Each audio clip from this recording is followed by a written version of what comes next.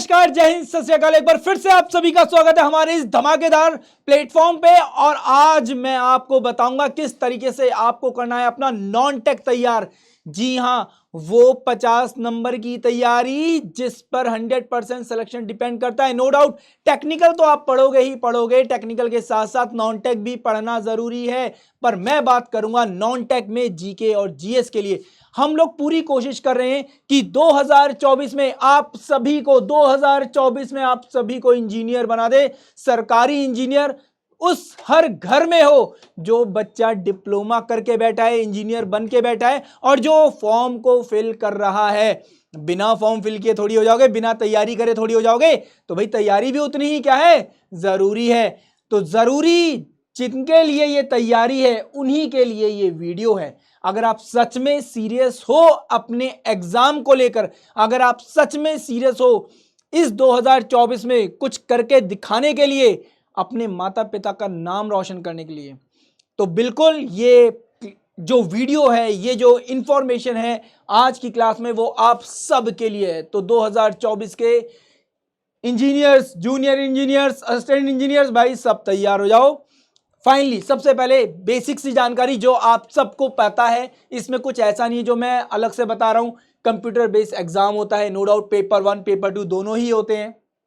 पहले ये सब्जेक्टिव तरीके से होता था, अब ये प्रॉपर कैसा होता है, कंप्यूटर बेस्ड होता है, सीबीटी होता है जिसको हम लोग शॉर्ट में बोल देते हैं। तो पेपर 1 पेपर 2 में भाई जीके जीएस वाला पार्ट आता नहीं, नॉन टेक का पार्ट आता नहीं, तो वहां पे हमारा लेना देना नहीं है। पर यहां तक पहुंचने के लिए इसको क्रैक करना जरूरी है भाई। पेपर 1 क्लियर करोगे तभी तो यहां पर पहुंचोगे। पहली सीढ़ी पर पैर रखोगे नहीं तो अचानक से तीसरी चौथी पर कैसे पहुंचोगे भाई? सीधी सी बात है, एक छोटा बच्चा जिसे क्रॉल करना नहीं आता, जिसे चलना नहीं आता, वो अचानक से दौड़ना कैसे सीखेगा? तो सबसे पहले क्या है, बच्चे का धीरे धीरे घुटनों पर रेंगना, क्रॉल करना, फिर धीरे धीरे वो क्या करता है, चलना शुरू करता है, दौड़ना शुरू करता है। समझ में आई बात? फिर उसको पता चलता है दौड़ते टाइम किन चीजों का ध्यान रखना है, किन चीजों का नहीं रखना है, कौन सी गलतियां होती हैं दौड़ते टाइम, कौन सी गलतियां नहीं करनी है। ये सब चीजें क्या होती हैं, पता चलती हैं धीरे धीरे, वक्त के साथ साथ, एक्सपीरियंस के साथ साथ, तैयारी के साथ साथ, है ना? तो वही चीज मैं आपको यहां पर समझाने वाला हूं। फाइनली सब्जेक्ट आपको पता ही है, एक आपका होता है कौन सा, इंजीनियरिंग में रीजनिंग वाला पार्ट, जनरल इंटेलिजेंस का पार्ट जिसमें 50 क्वेश्चन आते हैं, 50 मार्क्स का होता है, और जनरल अवेयरनेस जिसमें 50 क्वेश्चन आते हैं, 50 मार्क्स का, ये भी होता है। एंड फाइनली आपका इंजीनियरिंग का होता है, जो भी आपकी स्ट्रीम होगी उसके हिसाब से 100 क्वेश्चन, 100 मार्क्स, 2 घंटे का पेपर होता है। और इस 2 घंटे में 200 मार्क्स का पूरा खेल होता है, जिसमें 1/4 की क्या होती है, नेगेटिव मार्किंग होती है। ध्यान रखना, 1/4 की क्या होती है, नेगेटिव मार्किंग होती है। मतलब 25%, 0.25 बोल दिया जाए या फिर 25% बोल दिया जाए, 1/4 बोल दिया जाए, एक ही बात है। इतना तो खैर मैं सबको पता ही है। ये बेसिक सी जानकारी, इसमें कुछ हमारा लेना देना नहीं। हमारी जो मेन कहानी शुरू होती है वो होती है यहां से शुरू, नॉन टेक जीके जीएस में कैसे तैयार करें। मैं ये भी एक वीडियो बनाऊंगा कि आखिर पर्टिकुलर टॉपिक को, पर्टिकुलर सब्जेक्ट को किस तरह से डील करना है, हम लोग उसके ऊपर भी बात करेंगे। सबसे पहले मिनिमम टाइम की रिक्वायरमेंट कितनी है भाई? 5 से 6 महीने की आपकी क्या है, रिक्वायरमेंट है। अगर आप तैयारी कर रहे हो सीरियसली, तो नॉन टेक के जीके जीएस के पार्ट के लिए आपको 6 महीने का क्या चाहिए, टाइम पीरियड चाहिए। 5 से 6 महीने का टाइम पीरियड चाहिए। साथ ही साथ आपका जो शेड्यूल होता है वो कम से कम 1 आवर 30 मिनट्स का कम से कम होना चाहिए। मतलब 1.5 घंटे का शेड्यूल होना जरूरी है। अगर आप कहीं पर क्लास कर रहे हो, फॉर एग्जाम्पल, मैं ये नहीं कह रहा कि आप मेरे से पढ़ रहे हो या किसी और से पढ़ रहे हो, आप किसी से भी पढ़ रहे हो, कहीं पर भी अगर आप क्लास ले रहे हो, तो इस 1 घंटे को आप क्लास के लिए मानो। ये क्या है, आपका क्लास का टाइम है। एंड ये हाफ एन आवर जो है, जो आधा घंटा है, ये क्या है, ये आपका प्रैक्टिस के लिए। किसके लिए? आपका प्रैक्टिस सेट को लगाने के लिए। उस पर्टिकुलर टाइम में आपने जो टॉपिक पढ़ा है, जो सब्जेक्ट पढ़ा है, उसके क्वेश्चंस उठाओ और उनकी प्रैक्टिस करो। उनके क्वेश्चंस उठाओ, उनकी प्रैक्टिस करो। हिस्ट्री में आपने मॉडर्न हिस्ट्री का गांधीयन एरा पढ़ा, आपने मॉडर्न हिस्ट्री का इंडियन रेवोल्यूशनरी का पार्ट पढ़ा, आपने ज्योग्राफी में आपने रेनफॉल पढ़ा, आपने ज्योग्राफी में इंडियन ज्योग्राफी फिजियोग्राफी का पार्ट पढ़ा, आपने ड्रेनेज सिस्टम पढ़ा, आपने पॉलिटी में कोई पार्ट पढ़ा, आपने प्रेसिडेंट पढ़ा। जो भी टॉपिक पढ़ा है उसकी क्या करनी है, प्रैक्टिस करनी है। आप कहोगे सर प्रैक्टिस करने में कितना टाइम लगता है? प्रैक्टिस क्या केवल रिवीजन करना है या रिवीजन के अलावा भी कुछ करना है? भाई बात तो यही है, क्या रिवीजन ही करना है या रिवीजन के अलावा भी कुछ करना है? तो वही चीज हम लोग यहां पे स्ट्रेटेजी वाइज अच्छे से समझेंगे। मैं ये सोच के इस वीडियो को बना रहा हूं कि इस वीडियो को हर वो बच्चा देख रहा है जिसने शायद इससे पहले कभी तैयारी नहीं की, जिसने कहीं एडमिशन नहीं ले रखा। मैं ये सोच के बना रहा हूं इस वीडियो को कि भैया हर एक बच्चा जो कहीं एडमिशन लेकर भी नहीं बैठा, जो कुछ भी नहीं कर रहा है, वो अगर इस वीडियो को देख रहा है, पहली बार तैयारी कर रहा है, तो उसको किस तरीके की अप्रोच रखनी है, किस तरीके से नॉन टेक के जीके जीएस के पार्ट को डील करना है। ठीक, हम लोग ये सोच के इस वीडियो को बना रहे हैं। तो ये मत सोच लेना सर मैं तो पहले से इतना तैयार हूं, आप क्या बता रहे हो, तो बेसिक जानकारी। भैया बेसिक जानकारी सबके पास होती है। सबको पता है कि साइकिल में 2 टायर होते हैं, पैडल होते हैं, पैडल मारने से साइकिल घूमते। क्या हर कोई चला लेता है? चलाते कब हो? जब आप प्रैक्टिस करते हो ना, जब चलाना सीखते हो। तो धीरे धीरे ही तो पहुंचोगे, स्टेप बाय स्टेप। तो अगर आप प्रो बन गए हो तो जो सबसे नीचे से शुरू कर रहा है नॉब, मैं उसके लिए बात कर रहा हूं कि एटलीस्ट बेसिक ग्राउंड पे जो व्यक्ति है, जो बच्चा है, आखिर वो तैयारी शुरू करे। तो कैसे करे तैयारी शुरू, नॉन टेक को डील कैसे करे? देखो यहां पे हम लोगों ने सब्जेक्ट वाइज वेटेज रखी है। सबसे पहले ज्योग्राफी, अगर ज्योग्राफी में देखें तो 2 से 3 क्वेश्चन बनते हैं। ये Indian geography, world geography, physiography वाला सारा का सारा पार्ट इसमें आता है, मैं कंप्लीट बता रहा हूं। हिस्ट्री की बात करें तो 3 से 4 क्वेश्चन बनते हैं। पॉलिटी में देखें तो 3 से 4 क्वेश्चन पॉलिटी से ही बनते हैं। करंट अफेयर सबसे ज्यादा इंपॉर्टेंट पार्ट रखता है, जिसमें 10 से 14 क्वेश्चन तक बन सकते हैं। डिपेंड करेगा एग्जामिनर क्या अप्रोच रखता है। मैं आपको यह भी बताऊंगा, एक और वीडियो में आपके लिए बहुत जल्दी लेकर आने वाला हूं। उस वीडियो में मैं आपको यह बताने की कोशिश करूंगा कि आपको 360 अप्रोच कैसे बनानी है अपनी, आपको अपना माइंडसेट क्वेश्चंस के लिए कैसे प्रिपेयर करना है, करंट अफेयर को डील करते हुए आप कैसे बाकी सब्जेक्ट्स को भी तैयार कर सकते हो। इस पर भी हम लोग बात करेंगे एक नेक्स्ट वीडियो में। और ऐसा मत सोचना कि वो वीडियो आने में कोई बहुत ज्यादा दिन लगेंगे, अभी तुरंत ही आपके लिए वीडियो वो भी आएगा। साथ ही साथ करंट अफेयर की बात करें इकोनॉमिक्स, तो इकोनॉमिक्स में भी 3 से 4 क्वेश्चन करीब बनते हैं। जनरल साइंस में अगर हम लोग बात करें तो 8 से 10 क्वेश्चन जनरल साइंस की अगर बात की जाए तो इसमें फिजिक्स, केमिस्ट्री एंड बायो तीनों चीजें आती हैं। पीसीबी सुना है ना? तो एक होता है पीसीबी, एक होता है पीसीबीएम। बचपन की यादें ताजा हो गई होंगी, क्लास 12th वाली, 11th क्लास वाली, सॉरी, जब 10th पास की होगी कि भैया क्या लेना है क्या नहीं लेना, तो वही चीज। पर ये जो जनरल साइंस का पार्ट है, क्या ये 11th 12th लेवल का? नहीं, ये सिर्फ आपका क्लास 9th एंड 10th के लेवल का होगा।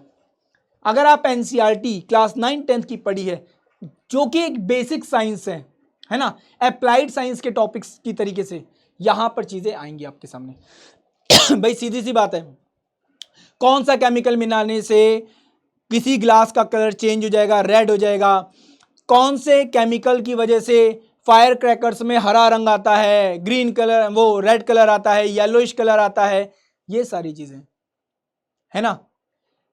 बता दी, पूछ लिया भाई जो एस्ट्रोनॉट्स होते हैं वो उनको आसमान कैसा दिखाई देता है, ठीक है, उनको पृथ्वी, मतलब नो डाउट अगर वो स्पेस में तो उनको कैसा दिखाई देगा, ठीक, वहां पर दूरी कैसे नापी जा सकती है, लाइट स्पीड को कैसे कैलकुलेट किया जाता है, ये सारी चीजें basic. Human disease, virus, bacterias, ठीक है, प्लांट को लेकर ये सारी चीजें यहां पर पूछी जाएंगी। फिर आर्ट एंड कल्चर का कुछ ना कुछ क्वेश्चन अगर बनता है तो यहां पर 1 से 2 क्वेश्चन आपके बनते हैं, मतलब सॉरी 2 से 3 question. And science tech and environment and ecology, इसके भी 2 से 3 क्वेश्चन बनते हैं। अब अगर मैं आपसे बोलूं कि भैया ये वाला जो पार्ट है, ये पार्ट तो कहीं ना कहीं करंट अफेयर से ही जुड़ा हुआ है, ये पार्ट कोई अलग नहीं है। इस पार्ट को अलग से क्यों लिखा गया, क्यों बताया गया? भाई देखो बहुत सिंपल सी बात है, बड़े प्यार से समझो। एज अ इंजीनियर क्या आपको नहीं लगता कि आपको साइंस टेक की इंफॉर्मेशन होनी चाहिए? एज ए इंजीनियर आपको नहीं लगता कि हमारे देश में स्पेस एजेंसीज, हमारे देश की डिफेंस रिसर्च ऑर्गेनाइजेशंस क्या काम कर रही हैं, क्या नई चीजें लेकर आ रही हैं, उनके बारे में आपको अच्छे से पता होना चाहिए। बहुत बेसिक सी लॉजिक है, आप खुद सोचो, एक कॉमन सेंस की बात है। एज ए इंजीनियर आपको इन सब के बारे में पता होना चाहिए। आप कल मान लो रेलवे में इंजीनियर बनने के लिए जाओ, ठीक है, रेलवे में आप लोको पायलट बनने के लिए जाओ, आप किसी भी चीज़ के लिए जा रहे हो, आपसे पूछ लिया जाए कि अभी रिसेंटली जो वंदे भारत ट्रेन चल रही है उसकी क्या खासियत है, उसके स्पेसिफिकेशंस क्या, उसके कैरेक्टरिस्टिक्स क्या है, क्या बताओगे भाई? तो इसीलिए आपको इन सब चीज़ों का पता होना ज़रूरी है। आप चले जाओ इसरो में, बार्क में चले जाओ आप कि भाई वहाँ पे इंजीनियर बनने जा रहे हैं तो आपसे पूछेगा नहीं कि इंडिया का जो भीष्म टैंक है जो डीआरडीओ ने डेवलप किया है उसकी क्या खासियत है, या इंडिया जो रिसेंटली न्यूक्लियर पावर प्रोजेक्ट्स लगा रहा है उनमें इंडिया क्या नई इनोवेशंस लेकर आ रहा है, क्या खासियत लेकर आ रहा है, पूछ सकता है ना आप लोगों से। तो इसीलिए देखो, मैं अप्रोच जो आपको दे रहा हूं, मैं जो आपको कॉन्सेप्ट बताने की कोशिश कर रहा हूं, मैं जो आपको बात बताने की कोशिश कर रहा हूं कि आखिर आप जब कोई चीज पढ़ते हो तो उसको डील किस तरीके से करना है ना।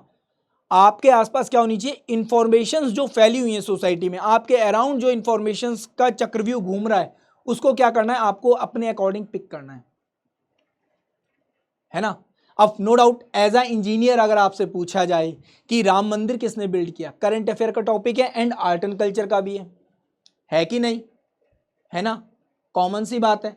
अब अगर करंट अफेयर का टॉपिक है, आर्ट एंड कल्चर के साथ भी कनेक्ट कर रहा है, तो पूछेगा आपसे कि भैया कौन से आर्किटेक्चर के अकॉर्डिंग बिल्ड किया जा रहा है, नागर शैली है, द्रविड़ शैली में फिर क्या अंतर होता है, हो सकता है ये भी पूछ ले आपसे। कौन सी कंपनी कर रही है, कौन उसका मेन चीफ आर्किटेक्ट है, स्कल्पचर कौन है जिसने मूर्ति डिजाइन की है, पूछेगा ना। बात समझ में आई। तो भाई देखो, ये चीज बहुत अच्छे से आपको पता होनी चाहिए, बहुत अच्छे से आपको दिलो दिमाग में अपने ये चीज बैठानी है कि जब आप चीजों को पढ़ रहे हो तो आपको किस तरीके से चीजों को डील करना है। तो आपको वेटेज तो पता चल गई भाई, वेटेज आपको पता चल गई अच्छे से। अब अगर हम लोग बात करें प्रेपरेशन की स्ट्रेटजी कैसे होगी, जैसा कि मैंने आपको पीछे बताया, यहां पर मैंने आपको ऑलरेडी बताया कि भैया आपको कम से कम 1.5 घंटे का शेड्यूल बनाकर चलना है। अब इन केस अगर आप 1.5 घंटे का शेड्यूल आपके पास नहीं है, मतलब कि आप कहीं कोई क्लास नहीं कर रहे, अगर आप कहीं कोई क्लास नहीं कर रहे तो कैसे डील करोगे, तो भाई डील करने का बहुत सिंपल सा तरीका बताता हूं। You should divide 30 minutes and 30 minutes. आपको 30-30 मिनट क्या करने, अपने डिवाइड करने हैं।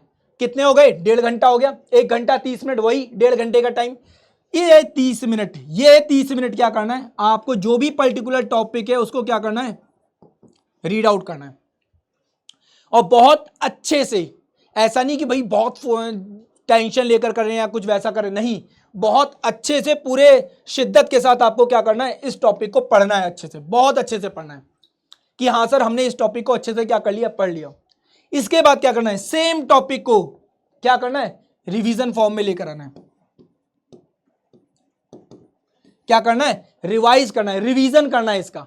एंड फाइनली इस रिवीजन के बाद क्या करना है, यहां पर अगेन रिवीजन प्लस क्या करना है, क्वेश्चंस लगाने, इसके टॉपिक से रिलेटेड जो भी क्वेश्चंस है वो लगाने आपको। ये 30-30 मिनट क्या कर लो, ऐसे डिवाइड करो। अब खुद सोचो, देखो एक कॉमन सेंस, यहां पर क्या कॉमन सेंस, आपने यहां पर जो भी टॉपिक पढ़ा, फॉर एग्जांपल किसी टॉपिक को रीड आउट करने में, या हम लोग कोई भी एक पर्टिकुलर टॉपिक लेते हैं, फॉर एग्जांपल कोई भी एक पर्टिकुलर टॉपिक लेते हैं, हमने एक टॉपिक पिक किया पीएम एंड पार्लियामेंट वाला, सपोज फॉर एग्जांपल, ठीक है, कौन सा टॉपिक लिया, पीएम एंड पार्लियामेंट का, ये टॉपिक आपने पढ़ा।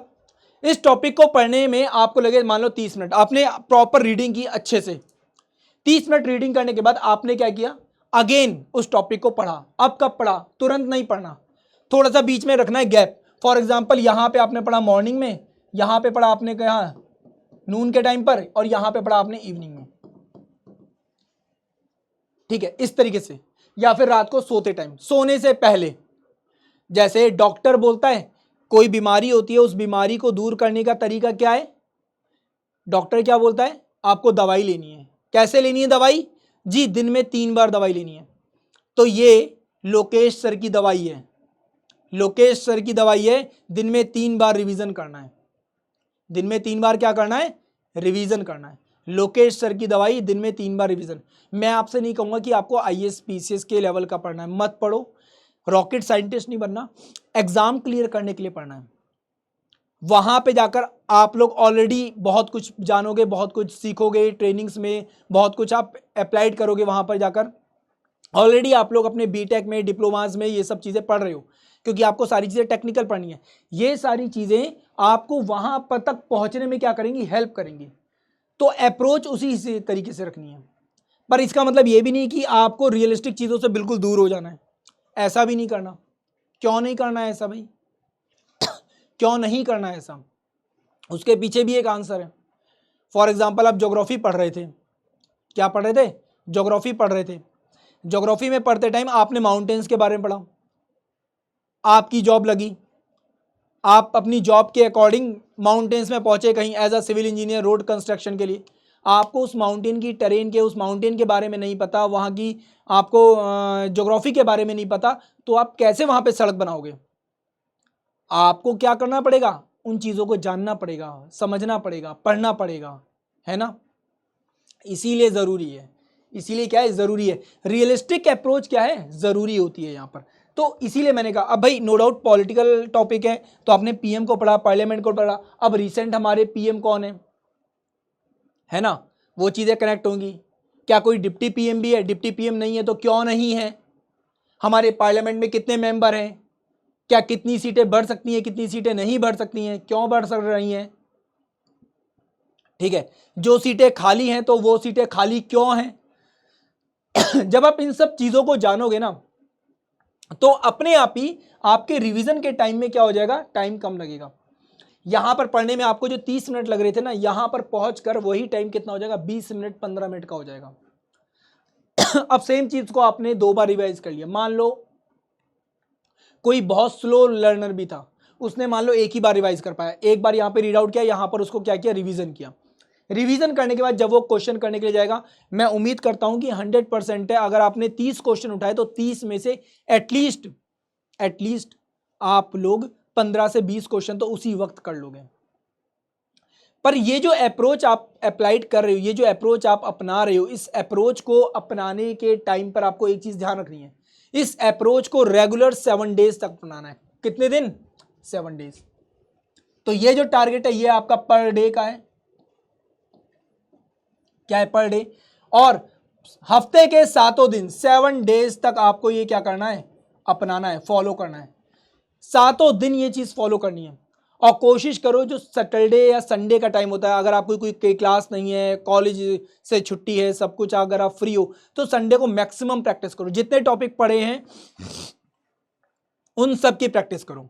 अब आप खुद सोचो, अभी क्या चल रहा है आपका, जनवरी आपका गया है निकल, हम मान के चल रहे हैं जनवरी आपका हो गया एंड।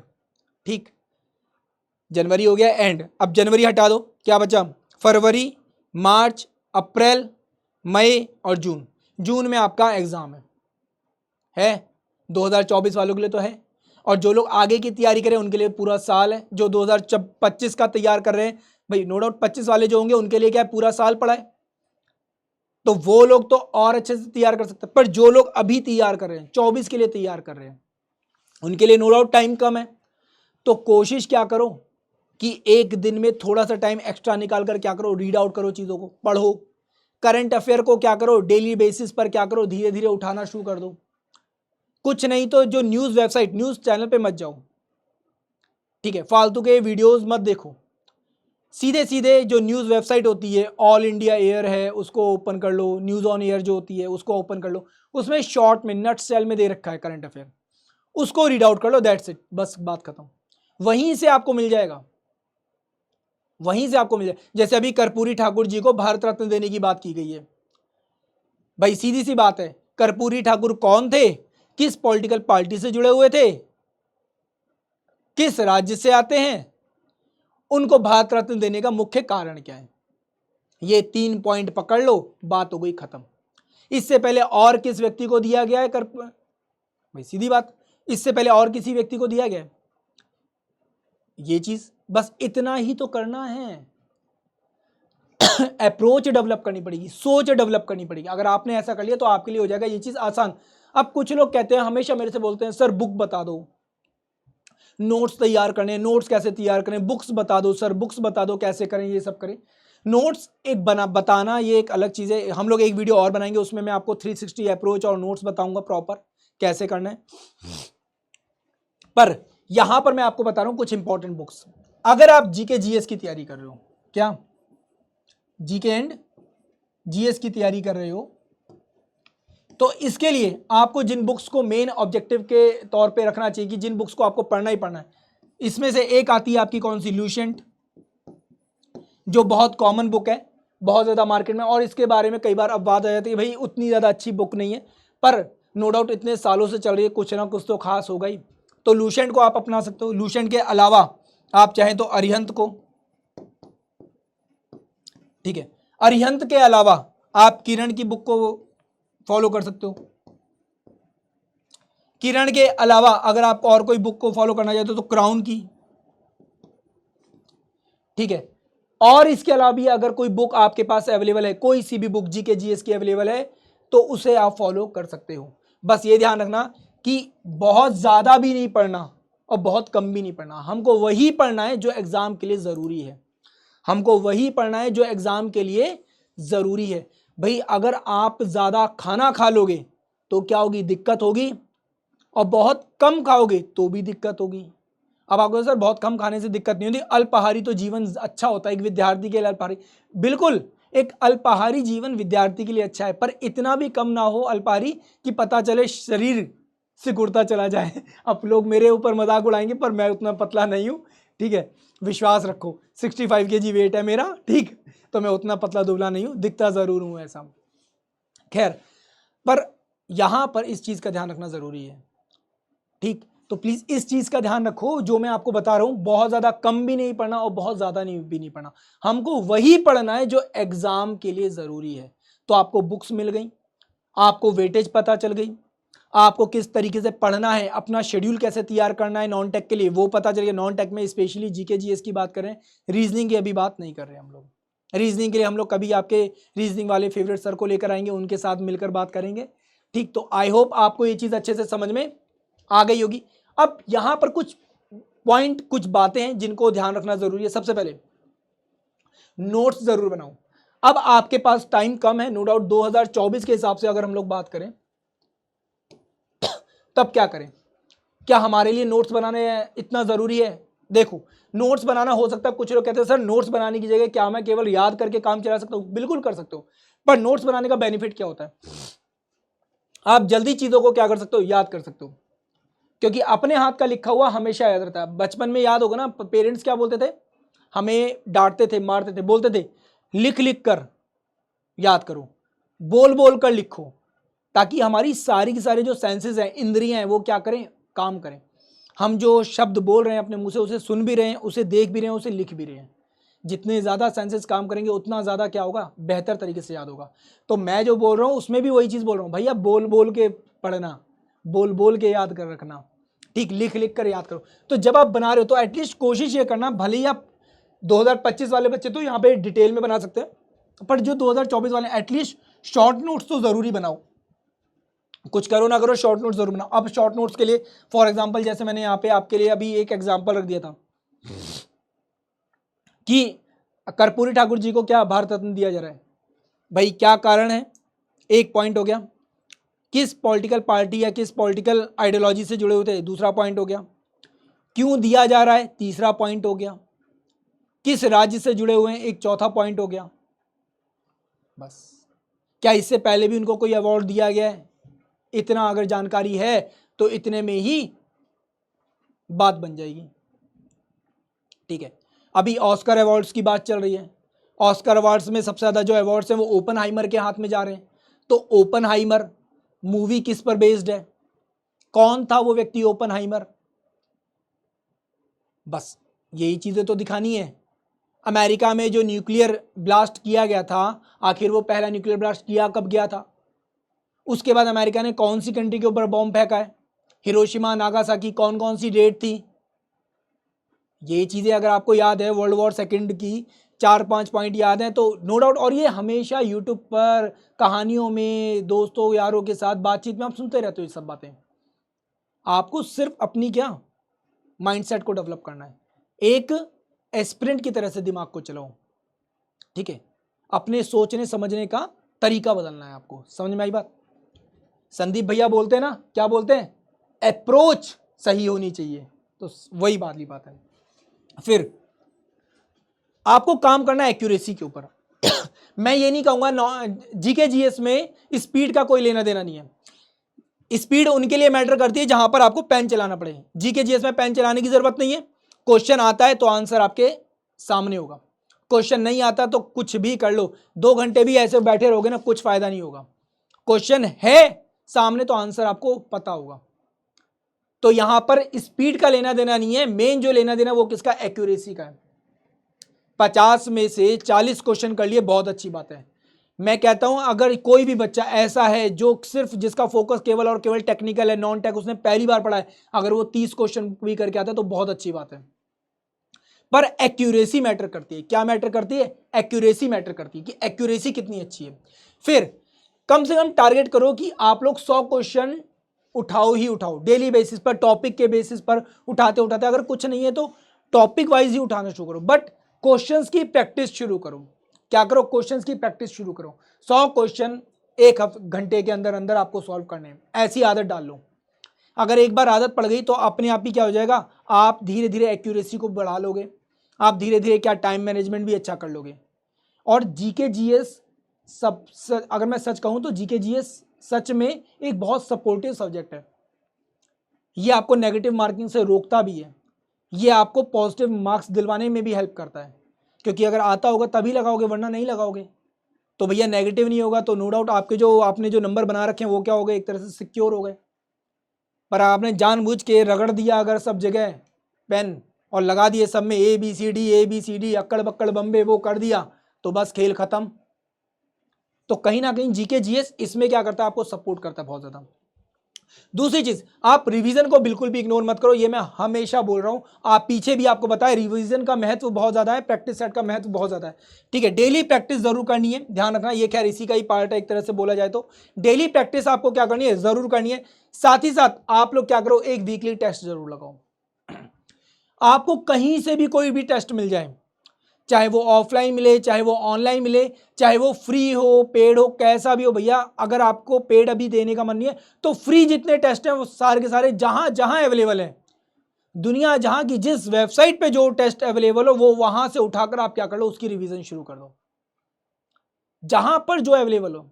मैं यही सोच के इस वीडियो को बना रहा हूं कि भाई आखिर जो पहली बार एग्जाम देने जा रहा है, जिसने फॉर्म फिल किया है, वो कैसे इसको डील करेगा। जो 2024 में पहली बार सोच रहा है कि हाँ मैं एक बार एग्जाम देकर देखूं, तो एग्जाम देकर देखूं तो एटलीस्ट इस तरीके से एग्जाम देना, इस तरीके से एग्जाम देना कि जो बच्चा 2-2 3-3 साल से तैयारी कर रहा है ना, वो भी तुम्हारी तैयारी देखकर ना घबरा जाए। भाई जस्टिस करना जरूरी है, न्याय करना जरूरी है उस पेपर के साथ। वो जो फीस आपने भरी है 200 रुपए, 300 रुपए, 500 रुपए, और वो जो आने जाने का खर्चा है, वो बड़ी मेहनत से निकाला हुआ पैसा है। तुम में से कई लोगों के माता पिता किसान होंगे, कई लोगों के माता पिता मतलब किसी तरीके से वेजेस पे, डेली वेजेस पर काम करेंगे, कुछ लोग हो सकता है बहुत अमीर फैमिली से आ रहे हो। पर आपके लिए बहुत जरूरी है कि अपने माता पिता की कमाई के हर एक पैसे का हिसाब आपको देना है। सिलेक्शन हो ना हो वो एक अलग मैटर है, पर जब आप पेपर करके आओ ना, तो आपके मन में ये संतुष्टि होनी चाहिए कि अगर थोड़ी सी तैयारी और होती ना भाई साहब, ये पेपर निकलना ही था। इतनी गजब की तैयारी होनी चाहिए कि कॉन्फिडेंस के साथ बाहर आओ कि यार ये पेपर तो हाथों हाथ था। अगर मेरी इंजीनियरिंग खत्म हो चुकी होती है 1 साल पहले, तो ये पेपर मैं ऐसे ही उखाड़ के फेंक देता। इतना कॉन्फिडेंस डेवलप होना चाहिए तैयारी करने के बाद, एग्जाम देते टाइम ये कॉन्फिडेंस होना चाहिए तुम्हारे अंदर। तो ये मैसेज के साथ भाई इस वीडियो को हम लोग यहां पे देते हैं विराम। आप लोग ऑलरेडी बहुत ज्यादा मोटिवेटेड हो अपने एग्जाम्स को लेकर, अपने एग्जाम्स के फोकस को लेकर कि भैया हमें क्या करना है, क्या नहीं करना है, अपने जीवन में आपको क्या करना है, ये सब चीजें आपके माइंड में पहले से ही क्या है, फिक्स है। बस हम लोग सिर्फ यहाँ पे आपको एक गाइडेंस दे रहे हैं, आपको बता रहे हैं किस तरीके से आपको इस पथ पर चलना है। ये एक अग्निपथ है जिस पर आपको चलना है, और 100% आपके जो अपने ऑब्जेक्टिव्स हैं उनको अचीव करना है। पर उनको अचीव करने के लिए आपको क्या करना पड़ेगा, 100% फाइट करनी पड़ेगी, और हर एक उस बच्चे के साथ फाइट करनी पड़ेगी। तो फिलहाल इसी मैसेज के साथ मैं आप लोगों से लेता हूं विदा। थैंक यू सो मच, जय हिंद।